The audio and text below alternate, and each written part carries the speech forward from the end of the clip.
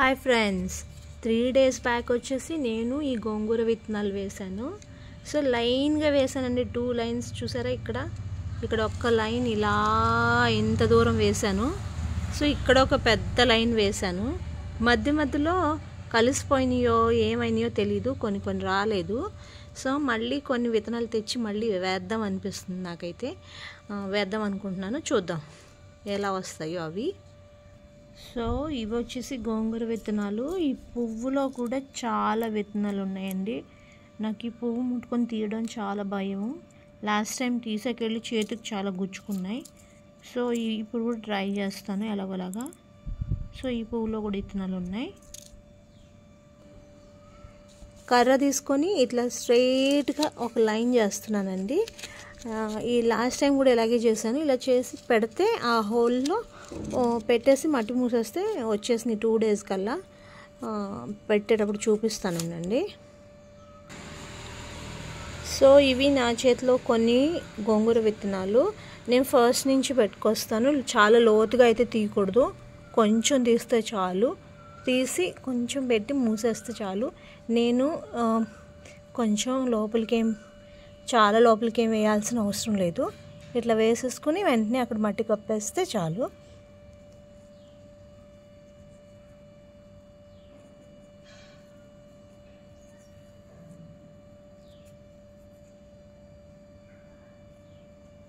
నేను ఒక్కొక్క విత్తనమే వేస్తున్నాను.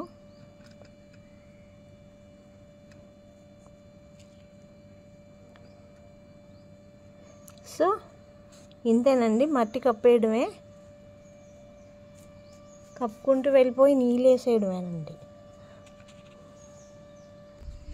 సో ఇప్పుడైతే ఈ కాయలలో విత్తనాలు ఉన్నాయి కదా, దీన్ని కర్రతో కొడతాను. ఈసారి చేతితో కొట్టే సాహసం చేయను, నేను కర్రతో చేస్తాను. ఎందుకంటే లాస్ట్ టైం చేతితో కొట్టి నాకు చెయ్యి గుచ్చుకున్నాయి. చూసారా, ఆ షైనీ పార్టికల్స్ చాలా ఎంత హారబుల్ పెయిన్ ఉంటాయి. ఆ ముళ్ళు స్కిన్ లోపలికి వెళ్ళిపోతాయండి, రావు. ఇట్లాంటివి ఇంకా చాలా కాయలు ఉన్నాయి. చూసారా, షైనింగ్గా కనిపిస్తుంది కదా, ఇదంతా కూడా ముళ్ళులేనండి. సో ఇంకొక లైన్ చేసి ఇంకొక లైన్ ఆఫ్ విత్తనాలు పెడతాను. ఇంతేనండి, చాలా ఎక్కువ డెప్త్గా ఏమనాల్సిన అవసరం లేదు. సో ఇట్లా అనేసి అందులో ఒక్కొక్కటి పెట్టేస్తే చాలు.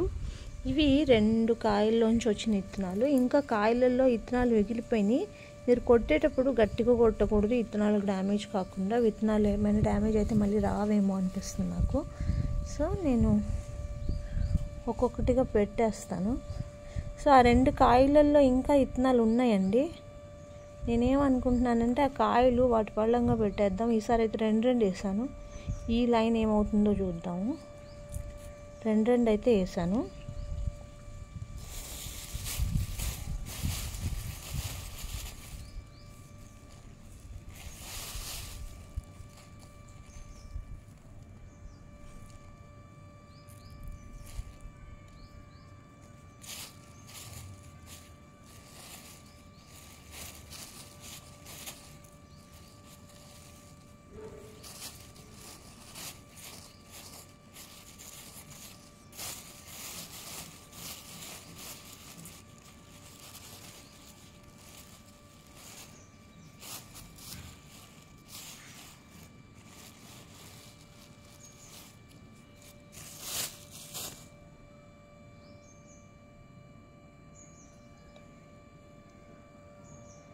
సో లాస్ట్ ఇయర్ అయితే అస్సలు వర్షాలు ఉండలేదు కర్ణాటకలో. మీకు ఏమైందో మాకు తెలీదు, బట్ ఇక్కడ అస్సలు డ్యామ్స్ నిండలేదు, వర్షాలు ఉండలేదు.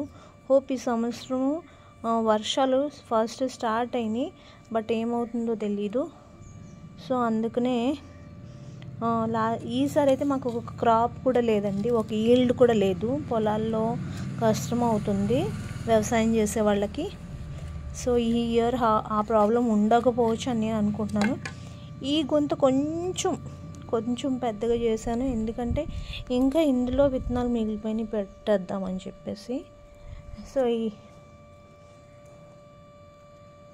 సో సో ఇట్లానే పెట్టేస్తే ఇవి వస్తాయేమో అనుకుంటున్నాను. లోపల అయితే విత్తనాలు ఉన్నాయి. నాకు తీయడానికి చాలా కొంచెం భయం వేసింది. లాస్ట్ టైం చెప్పాను కదా ముళ్ళులు బాగా గుచ్చుకున్నాయని. సో అట్లా పెట్టేస్తాను ఈసారి. సో పెట్టేసి నీళ్ళు వదిలేస్తే 2-3 రోజుల్లో అయితే వచ్చేస్తాయి. హార్డ్లీ 2 డేస్లో అయితే వచ్చేస్తాయి.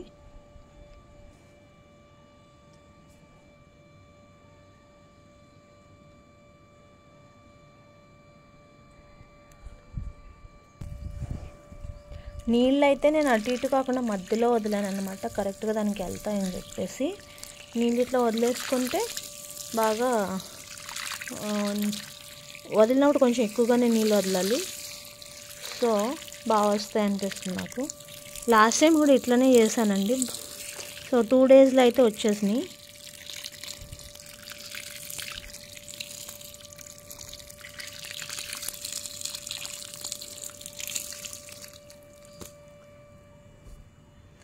అవి వచ్చేసి చిన్నవి ఇక్కడ చూసారా, ఇవి వచ్చేసి తోటకూర విత్తనాలు పెట్టానండి, ఇట్లా వచ్చినాయి.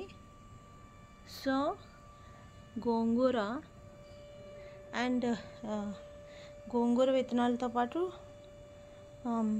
పుదీనా ఉందండి. పుదీనా ఇవి వచ్చేసి 2 పెద్ద పెద్ద వంగ మొక్కలు. ఇంకా వీటికి కాపు కాయడం మొదలు పెట్టలేదు. సో ఇంకా 2 అయితే చిన్నగా ఉన్నాయి. ఇది వచ్చేసి ఇటాలియన్ స్పినాచ్ వచ్చేసి పప్పులోకి వేసుకోవడానికి అది చాలా టేస్టీగా ఉంటుంది, పాలక్ లాగానే ఉంటుంది. ఈ పింక్ ఫ్లవర్స్ ఉన్నాయి కదండి, అక్కడక్కడ పడి మళ్ళీ విత్తనాలు మళ్ళీ ఎక్కడైనా మొక్కలు మొలుస్తుంటాయి. అలా మొలిచినవి చాలా ఉన్నాయండి. సో ఇక్కడ చూసారు కదా, చాలా స్పినాచ్ అక్కడక్కడ మొలిసింది. ఈ పెద్దది ఐరన్ రాడ్కి కట్టింది వచ్చేసి బ్రహ్మకమలం చెట్టు అండి. లాస్ట్ ఇయర్ అయితే దీనికి 50 to 60 ఫ్లవర్స్ అయితే పూసినట్టు ఉన్నాయి. సో ఆ వీడియోస్ కూడా నా ఫోన్లో ఉండాలి, ఎప్పుడైనా పెడతాను వీలున్నప్పుడు. సో అలా సన్నగా నీళ్ళు వదిలితే మొక్కలన్నిటికీ నీళ్ళు బాగా వెళ్తాయి. అక్కడ ఉంది చూసారు, అదైతే పాలక్ అండి, పుదీనా. చాలా పుదీనా అయితే ఉంది. అండ్ ఇక్కడ కూడా పుదీనా ఉంది. సో ఇంట్లో కావాల్సిన పుదీనా అయితే సరిపోతుంది. అండ్ ఇది వచ్చేసి కరివేపాకు, ఎంత హైట్కి వెళ్ళిందో చూసారా. సో కరివేపాకు మొక్కలు బాగా నీళ్ళు వదులుతాను నేను. మంచిగా కరివేపాకు అయితే వస్తుంది.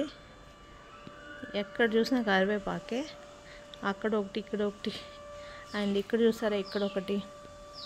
మంచిగా వస్తుంటాయి ఇవి.